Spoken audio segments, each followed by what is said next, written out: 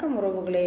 நான் படித்ததை coffee day ஓனரை பற்றி படித்ததில் உங்களுக்கு நான் பகிர்ந்துக்கிறேன்.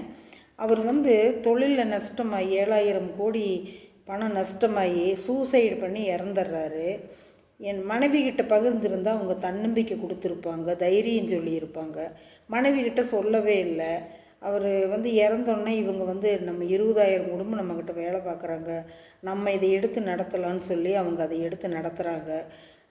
நடத்தும்போது யார்கிட்ட கடன் வாங்கினாங்களோ எல்லார் வீட்டுக்கும் இவங்க கடிதம் எழுதுகிறாங்க. நான் உங்கள் பணத்தை திருப்பி தந்துடுறேன், கொஞ்சம் பொறுமையாக இருங்கன்னு சொல்லி லெட்டர் எழுதுகிறாங்க. எழுதிட்டு இவங்க சம்பாரித்து 3,000 கோடி கடன் அடைச்சாங்க. அப்படி அடைச்சவங்க கடன் அடைச்சிட்டாங்க. இவர் பகிர்ந்திருந்தா, மனைவிகிட்ட பகிர்ந்திருந்தா அவங்க தன்னம்பிக்கையும் தைரியமும் கொடுத்து 2 பேரும் சேர்ந்து அந்த 7,000 கோடி போனதெல்லாம் பிடிச்சிருக்கலாம் அவங்க. சரிங்களா? இது கணவன் மனைவிக்கிட்டையும் மனைவி கணவன்கிட்டையும் பகிர்ந்துக்கணும், சொல்லாமல் இருக்கக்கூடாது சஸ்பென்ஸாக. அதே மாதிரி குழந்தைகளை கஷ்டம் தெரியாமல் வளர்த்தணுமே தவிர நாங்கள் கஷ்டம் இல்லாமல் உங்களை வளர்த்தணும்னு சொல்லக்கூடாது. அவங்கக்கிட்ட நாங்கள் கஷ்டப்பட்டு தான் உங்களை மேலே கொண்டு வந்தோம்ங்கிறத குழந்தைகிட்ட சொல்லணும். உங்களுக்கு பிடிச்சிருந்தால் லைக் பண்ணுங்கள், ஷேர் பண்ணுங்கள், சப்ஸ்கிரைப் பண்ணுங்கள், பெல் பட்டன் அமுத்துங்க.